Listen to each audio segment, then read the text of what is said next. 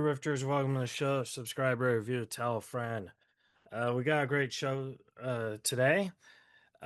You've seen my next guest in The Burbs.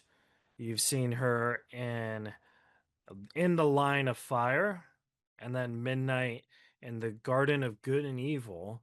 And you've also seen her on Days of Our Lives. The great Patrika Darbo is going to be here over Zoom, and it's going to be a lot of fun. So subscribe, rate, review, tell a friend, and enjoy this episode of Reza Rifts with Patrika Darbo coming up next. From Hollywood, California, welcome to Reza Rifts with your host, Keith Reza.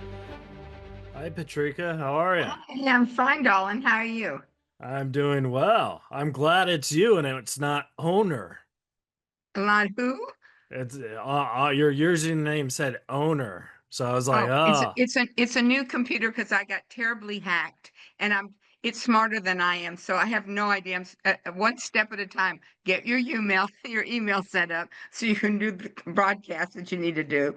Otherwise, I'm like completely lost. I'm like, excuse me, it definitely is smarter than me. yeah. And then they ask me all these questions, and I have like later. It's like, no. I was just very curious who owner was. I was like, ooh, this could be fun. It's Patrika. You said one, I'm here. So thank you so much for doing this. How are you this Honey, Monday? I'm good. I got a new computer because I got hacked. Yeah. You know, whoever may I swear? Of course. Whoever the MFs are that are doing this to people, there is karma. I may not get to see it, but you know what? I'm going to look in your camera. You're going to burn in hell. And if I find you, they'll never find you, and you won't make it to hell. Gator bait. Gator bait. Well, you're kind of lucky that you got hacked on the computer and not on social media, because I got hacked on social media. If I get hacked on social media, I'm just going to delete everything and say bye-bye. Bye-bye. So long.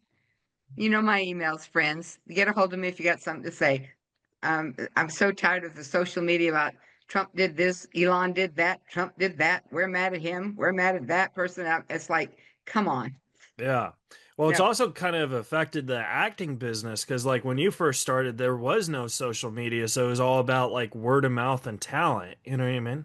Well, it was also too when I started. We went into the room with the casting people. First, they read us to make sure that they weren't going to be embarrassed by us if we went to producers, and then we went to producers. So we virtually were in the room 2 times. Once with the casting directors who are amazing. It's their job. They know what they're doing. I just wish we had that face-to-face contact anymore. And I would also love the fact that to go into the room with the producers and some of the writers. And, you know, your personality sometimes when you're live as an actor, you're on. Yeah. You know, when you're doing this for a tape, do they really know they get the best person? You know, it's because, first of all, somebody has 50 to 20 to 200 times to make it perfect. Right. Yeah. And so it's just a different business right this moment. I hope that young people that are still in college that are aspiring to do this realize the things that are happening. And I can say to them, start creating now your own stuff. Right. Yeah. Well, but That's so because that's important. kind of how it's going nowadays. You know what I mean? It is. I mean, there's so much. And now I don't get all the TikTok this and the virtual that and this and that. It's like, no, thank you very much. Hello, my agent says, go audition for this. Okay, I'm going to go do it. Or I'm going to go in the front room where I have a studio and get it taped. There's also like a plus about doing it in front of a live person, like a producer or a casting director, because even if your audition is terrible, for example, but your personality, that could actually save you and that could actually get you maybe. It's also true. They give you instructions like turn the camera horizontal, give us two takes, whatever. But when you're in the room with them, the casting director goes, this director likes things a little smaller. Let's do it that way. And don't forget to hit this person, this over here, because that's what the thing is about this moment. Because sometimes you miss it. But you have that, as I said, the casting directors are virtually the directors. They've gotten the information and our personal contact with them saying, Patrika, try it again here and less on this, but a little more on that. Or can you try being a little more sad on this, or you get these directions. I mean, and they're wonderful, and I miss that mostly, because you don't have that personal contact with. You get a script or you just get sides. You don't know what happened before or what happened after. But as an actor, I'll create my own before and my own after. If you're in Yeah. that room, they'll tell you what the before was and what the after, and which changes everything you're doing. So, Oh, for and when sure. you're at home rehearsing, sometimes you don't get to hear the words out loud. So the first time you go to the casting director and you have a read through with them, you you hear different ways of saying things. So it's just so much easier and better, I think. And of course, now our industry is mostly about, you know, the 6 episodes of one short form, or one show, 6 episodes or 8 episodes of another show, and then the same actor can be in every one of them. So it's kind of like, you know, what's Yeah. going on. And people who would never have done movies in the past or television in the past are now rampant on television. Well, So that's a very interesting point because when you started, you did TV and then you're a movie star, and that was very taboo. You know what I mean? And now it's very like, hey, everyone's doing it. You know what I mean? it is, and it makes it tougher on people like me who've always been in the television thing. I mean, not that I haven't done films and things, but it's just it's kind of like I'm going like this. Do people really need to be doing commercials Right. that are you on a television series or doing a film for 20-30 million dollars? Do they really need to be taken away from commercial actors who've been working their lives to be in great commercial stuff? I Right. don't think so. I don't think so. Especially when the producers have capped. My insurance cap is like Tom Cruise's. He doesn't. He gets to here and he doesn't have to pay anymore. I Right. get to here, and I've struggled to get to here. That's Yeah. why I'm a senior with SAG with no insurance, Yeah. because my residuals that I pay my dues on count. Yeah. Well, if it So, makes you feel any better, I'm not in SAG, so I well, mean, I, I'm I mean, I mean, I thought that was a valuable thing in the day to earn your SAG card, yeah. and now it's like, don't get it. Why should you get it? There's so many more things on non-union and than union, and I love my union. But again, what are they doing for me? I have no Yeah. insurance, but they take my dues for how much ever I've earned, which is a lot because I've been doing this since the 70s. So even the Right. 2 or 3 penny checks mount up. So it's frustrating. It's frustrating. There needs to be so much revamping. Um, and I sometimes feel like my union is the weakest, and most of us are the SAG actors. Everything is generally SAG, but so why aren't we in control? But Yeah. money talks, and you know what walks. So Yeah. The ladies walk. no, Hey. the BS walks. So, Oh, I thought the ladies of the night walk. I'm sorry. Uh, but I wanted no, to. I got my beaded bag, honey. I've worked the corner with. I've got a sack full of dimes. I probably have some old dimes in there and silver ones. No, get out of here. Get out of here. I wanted to ask you, like, when you started in this business, you did obviously some, somewhat episodes of shows and stuff. But when you got on Step by Step, was that the show where you said, okay, now I'm actually an actor or an actress? Like, how did you relate that Way anxiety? before that, honey, way before that. Oh, really? Okay. Yeah, yeah. I mean, I started off doing the Jeffersons, Different Strokes, Give Me a Break, all those back in the late 70s, early 80s. I mean, so yeah, no, I knew I was an actor at that point because I was working a lot. Yeah. Yeah, I don't that you love American Style. I did like 2 or 3 of those, and I mean, just on and on. I'm not looking at my own resume now, so I can't even remember half of the shit I've done. So, but I yeah, I got I guess I meant like because you did more than 2 or 3 episodes of Step by Step, you did like 20. So like that was like a home, you know what I mean? it was like the first time that you recognized as that. I mean, I did several pilots. I did a pilot called The Arlie Hanks Mysteries. I did that pilot and things that didn't get picked up, though it was one of the highest tested CBS series. So, but they had deals with other people that they had to do something with. So, it was like, we're sorry, but we love it, but no, goodbye. So, yeah, Step by Step was the first thing that I did, basically was like 21 episodes. And I liked about the 15th or 16th when new people were being added to the show. My Peggy Ray, rest in peace, who was the mom, and myself both went like this. We're not long for this world.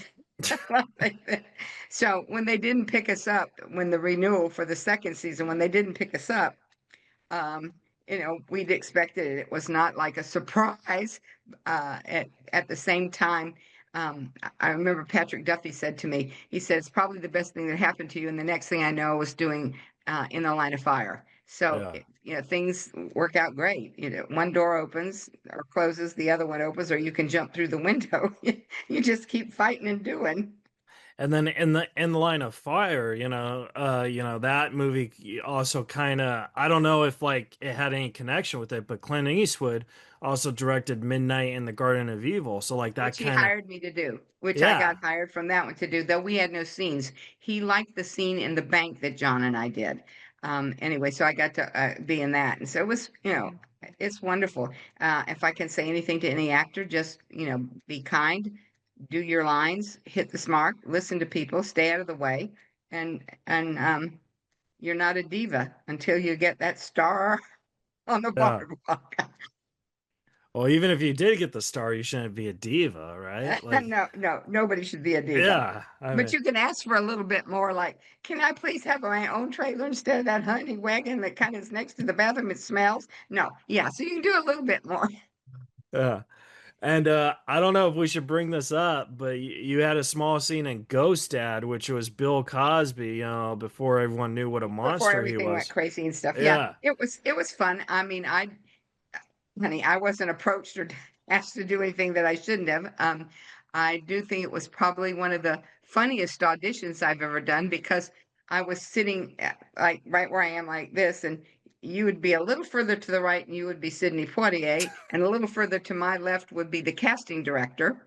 uh, And she goes, "Are you ready?" And I went, "No, I'm sitting next to Sidney Poitier. And my mother's going to shit when she finds out." It was hard. Anyway, I got the part. of course you got the part. Oh, I mean, what a kind, wonderful, beautiful man Sidney Poitier was. I mean, I didn't have any problems, and Bill was great too. And before any of this garbage came up, that is a sad situation when people feel they can exploit other people. Um, I wasn't in the room. I'm not on the jury. I'm not a judge. So Yeah. whatever happened there, my experience was fine, and but I was just enamored with Mr. Poitier. So anyway, Yeah, I mean, because I come in the line of stand-up comedy, right? Like that's my expertise. And I feel Bill Cosby is probably one of the best stand-up comedians of all time. But all his crimes or whatever, he kind of gets off that Mount Rushmore. Like no one considers yeah, him. but I think too, what happens is when you commit a sin, when you hurt Yeah. other people, um, that suddenly you're off that pedestal, and Yeah. people look at you differently, and they will never look at you the same again because you know you hurt Yeah. someone.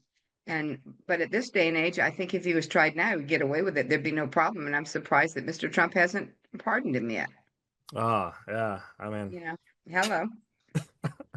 well, then you did in Babe, you were the voice actress, you were one of the sheep and stuff. And I Yeah, wanted to I was a know, like, sheep. I think I was a chicken. I was a sheep. but like, how did that audition go? Like, did they say, Patrika, Oh, well, I here? belonged I belonged to an ADR group where Uh-huh. we went in and filled in the voices. We were the background. We were all the sheep together. There's one lead sheep, mama sheep, and then the rest of us were behind her. And we did all those little things behind some cluck like a chicken somewhere there. Ram-you was all the stuff we had to do and things like that. And we were like amazed. It was just the clips we got to see were brilliant. We're going, oh my gosh, this is fabulous. Is there going to be like any toys and stuff? And the only toys that came out was McDonald's. McDonald's gave out little finger puppets like with Babe, and you're going, hamburgers, you killed the cow, you've killed the chicken, you've killed the pig. Why have you put it at McDonald's? And then, of course, when Babe 2 came out, there was every kind of Babe with different toupees and all kinds of stuff things to go for. So it's crazy, crazy. That's actually a great advertising though, because if you're going to McDonald's, right, and you're buying the burgers and the chickens, you're like killing the animals, and then it says, "Go see Babe." Yeah, it's like really, it disturbed me because I kept thinking, you take them there. The kids have seen Babe or they're going to go to Babe, and then they realize they just ate chicken fingers. And I've eaten the chicken. Oh God, Mom. It's like I'm sure mothers went through. You got to eat this. I'm not eating that. That's chicken number two in the thing, and I'm not doing it. You poor duck, trying to cock-a-doodle doo. Who we knew anyway. It's crazy sometimes. Yeah. And before we go into the days of our lives, I wanted to talk to you about Speed 2 because I actually really thought Speed 2 was a good sequel. I thought that it was very unique and very, like, it wasn't on a bus, it was on a boat. And I thought it was more entertaining in a way. It So, was fun. And the bad parts are the fact that we didn't get really time to finish it. This was at oh, the same really? time that James Cameron was doing Titanic. Oh my God, really? He was doing Titanic at the same time we're doing this. So guess whose budget got to be okay and ours didn't. Speed Um, 2. anyway, it was fun. Everybody was fun on it and stuff like that. It didn't turn out as well as I think they wanted it to because of certain like had to get off the ship because we were supposed to come back in January and film more. And Hmm. then that budget wise, it didn't happen. So we were in Santa Clarita in a makeshift thing that looked like the decks of the ship. Um, it kind of got ass backwards in places, but it was fun. I mean, loved with Jan. And anyway, it was, and of course, Sandra is fabulous. Who's Um, nicer than Sandra Bullock? I don't, yeah, me, but yeah, boom, she was a darling. And why can't I think of my leading man's name? And that's just terrible of me. Yeah, Um, Jason Patrick. Jason, Yeah. Jason, yeah, yeah. I mean, everybody was right. And we went swimming while we were there with the dolphins with Willem. Yeah, I mean, it was a fun cast and crew and stuff like that. And so, um, and that audition was pretty funny too. So, and that was with the casting people. Ah, can you share that story? Oh, sure. We went in and we had to do our lines like this, and then the casting director says a lot of things haven't finished. She said, "Okay, you're in a hallway in the ship, Hmm. okay, and it's on fire, and I'm going to say to you, oh my God, we got to stuff things under the door. We got to keep the smoke from coming in. Give me your shirt." Okay, now she stand up like this and drops her pants, but she's got on a long shirt. She drops her pants like she's stuffing things, and I'm like going, well, if I can't take my shirt off here, they'll think I can't do it where we're going. So I Right. take my shirt off. I said, "Oh my God, here, take it like this." Now I had my bra on, and the first thing I did was look down to make sure it wasn't a see-through. I was freaked out. But anyway, it was 80s, so I had shoulder pads. Yeah. My shoulder pads are once you attach to the bra, so I'm crying. She says, "Now sing a song that makes you happy." And I'm a little teapot, short and stout. Here is my hand, and I'm singing and crying, and the like sobbing, and these things are jumping. Jan de Bont added those to my outfit when he hired me. He said, "I Oh want my those God. shoulder pads on." That'd be cool if it was a deleted scene and you sang the little teapot Oh my song. God, it was just. It was fun. It was fun. People yelling, "I can't give you my dress. I'm naked." Just we had a good time. The crew and the cast and crew were there. The crew really suffered because on a couple times the waters were so rough because we were avoiding hurricanes at the time. One of the scenes when they're banding in ship, it was so rough and stuff. They were having to take shots, and our lead DM Department of DP had to take shots, and he was they were all violently throwing up. It was so Yeah. bad. So kudos to them, and kudos to any crew you work with because they're there before you get there, and they're there after you. So much respect for them. Uh, I was gonna say a funny joke, but I'm not sure if you would have got it. Uh, I was gonna okay. say you can't drink shots on the ocean. You know what I mean? But Yeah, well, listen, I ter was my times on there were like this. Time to take a pill. Time to take a pill. so Uh, let's go to the Days of Our Lives because you did Days of Our Lives and then you came back. So like how was came back. that? I came back several times, and every time I've gone back, it's kind of like going, who are you and who do you belong to? I mean, it's Right. like crazy. It's the cast has changed so much, and it's been a while now since I think I was on in 2018. I'm not sure. But I haven't been back for a while. I might have been back again. I just don't remember when Joy came on, who plays my daughter, and then no, she's not there anymore. But then somebody said she's coming back, which is lovely. Um, Which but I means you really might didn't. come back. They could ask me back anytime if my daughter's there. But listen, Chloe went through being turned into a prostitute and all kinds of terrible things. Did her mother ever get written in to come and protect her? Anyway, Right. lots of stuff. That's life. You just go on. I mean, I love B&B. I had a great time there, and I think they should have me back to cause a lot of problems because of what they did to my granddaughter. So anyway, and I am Sally Spector's sister, the real Sally Spector's sister on the show, and I could wreak havoc and stuff like this. And then I did a couple, three things on Young and the Restless because that's where Sally moved to. The actress Courtney Hope, who's brilliant. Um, Listen, if they call me and want me, I'm there. I had a good time. I'm not sure. I know Days is so far ahead and things like that that I don't know how it would be and stuff like that. But both YNR and C and B&B are local. They're still on the network, so Yeah. that's and they're not that far ahead, so it's nice. Yeah. So. The problem is like with a soap opera like Days of Our Lives, it's literally impossible to binge watch it because there's 1,000 episodes, right? So you're like, Yeah, well, it's been on since what, the 60s. So yeah, yeah, now I think they bought the library so that you can go back and see everything that you missed. It's amazing, and but that's it. It's the future, what's happening, things like that. I think somebody sent me excuse me, my nose is running. oh, no Uh, worries.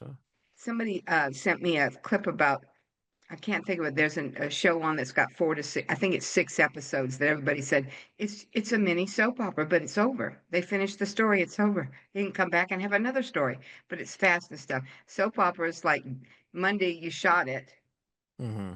and it was the same script for 3 days.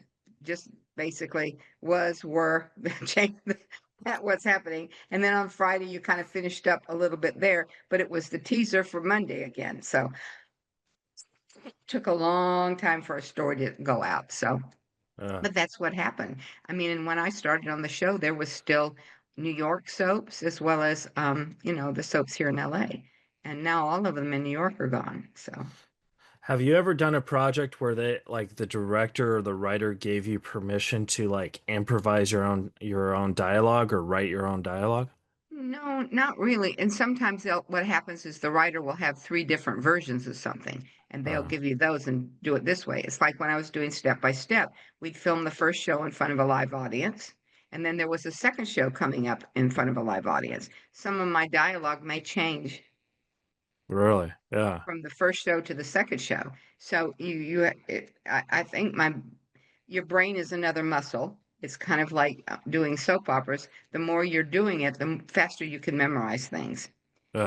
So, Definitely. and it's like anything like that. So, and as performers, because we have the improv ability, which means keeps us on our toes as to what's happening, because we listen. As an actor, we listen. So if somebody accidentally said it's a red truck, and my next line is, "Where did you see the red truck?" Well, if my line is, "Where did you see the blue truck?" I have to change it to, "Where did you see the red truck?" Unless the directors caught it.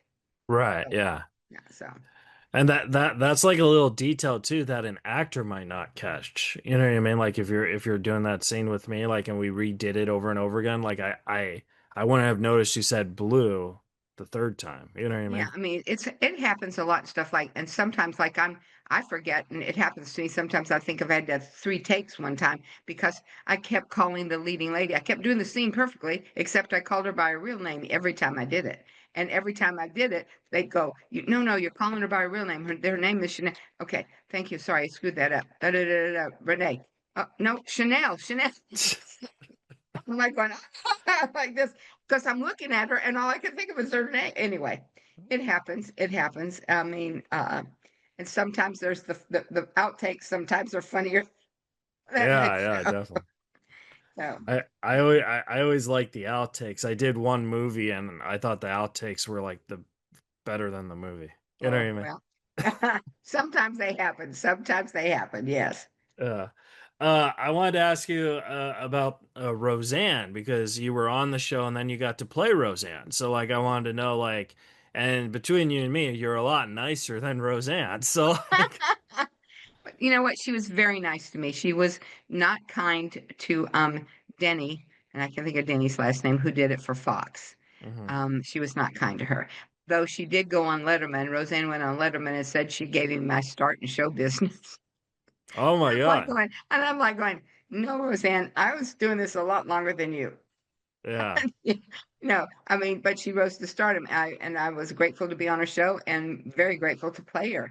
I mean, we were on an elevator together, and she was like, "I like what you did, but you cried too much." And I was like, "Okay." I said, "Unfortunately, that's what I was directed to do." She said, "Well, I didn't like it." I said, "Okay, but I like what you did." So she was very nice to me. I didn't have any problem stuff, and Yeah. so. But how, like, when you're filming something, when you are her, because you kind of know her from the show or whatever, like, how did you adapt into that, or did you kind of just, you know Well, what I as an mean? actor, and I also went to the person, the script supervisor who's there, and said to him, "If you hear me slip into my tone, what my voice is versus hers, let me know because sometimes it's hard, and you don't want to. I didn't want to. I can't speak for other actors. I didn't want to be a caricature. Yeah. I wanted it to become from a real place as to what was going on with this woman, so and her relationship. So, um, that was it. I just kept saying, "Don't let me slip into a caricature. Please don't do that." You know, Yeah. because when Well, I'm working as Roseanne and not as Patrika, so I can't see that sometimes. So that's why. And she was wonderful to me. So yeah. yeah. Well, I have two more questions. I want to respect your time, but Thank you. of course. So, one question I wanted to ask is, as an actress, have you ever had like past mistakes where like you film something and you're like, oh, maybe I shouldn't have done this or I shouldn't have done that? Well, it's not a case of that. I mean, sometimes when it's over and you walk out of the room and you're driving home from an audition, you go, "Oh shit, why did I say it that way? Damn it. Maybe I Yeah, could go back. Oh no, I can't go back. Oh, this is just awful. I could have done this. It was better." And then sometimes like 9 times out of 10 you get home and they get a call and say you were booked. So it's like we as actors beat ourselves up so much like this. Anything that is finally out there, in other words, if I got the job, I can't say I don't like it. I trust the director and is telling me what he wants, what the writer wants, and that's what I'm going to give him. Um, it's because it's not about me; it's about the character and the story. So yeah, 100% every single time, right? And then my last question for you is, if you could go into a time machine and talk to a younger version of yourself, it could be from yesterday or when you were a kid or whatever, knowing everything you know now, what would you tell yourself? I would say, don't listen to outside voices. Listen to your heart. Yeah. Don't let anybody tell you you can't have your dream. Ah, that's great advice. All right. Well, where can the folks at home follow and support you? You got a new computer, so you still got the socials, Like right? and I have piles of papers around for the banks and the credit cards. And I'm like telling my husband, "Don't touch anything. I'm organized." And it looks like I was robbed, and people just threw things everywhere. So anyway, Yeah. So, Patrika Darbo, like on Twitter or something, or I do tweet. I don't tweet. I don't tweet. I don't tweet. You can get me on Instagram as Instagram. and that's Darbo Patrika. And then on Facebook, it's Patrika Darbo. There's no A. I don't know who all these people sign up things under 2019. I'm like, where did all this come from? Who is this? Anyway, so I kind of avoid those. So if you're Facebooking me or Instagramming me and it's not at Darbo Patrika or just Patrika Darbo, I'm not going to answer you It's because gonna I be don't the do person those. who hacked you, I right? don't. Well, yeah. Well, listen, that I've said here 2 times pushing spam calls. The unfortunate part about that at this point is your doctors and your nurses' offices, they all use cell phones that don't come up. Dr. So and so's office, the Yeah. Cedars, Cedars or UCLA, they don't come up that way anymore. So it's delete, delete, delete. And then you're wondering, was that Maybe I somebody, maybe I should I deleted the have answered doctor. it instead? And inevitably, that one time you do answer it, it's BS again. So you're like, hang up fast. Well, Anyway, Patrika, it was lovely meeting you and talking to thank you. you. Thank you so much. And like I said, Thank I know you gotta get out here, but it was good to talk to you for a half hour. Thank you. I appreciate it very much, and much success with your career. Keep Uh, going, babe. all right. Thank you. We'll On talk this soon. and your stand-up. Oh, thank you so much. You're welcome. All right, guys. That was an episode. Subscribe, rate, review, and we'll see you guys next week on Reza Rifts.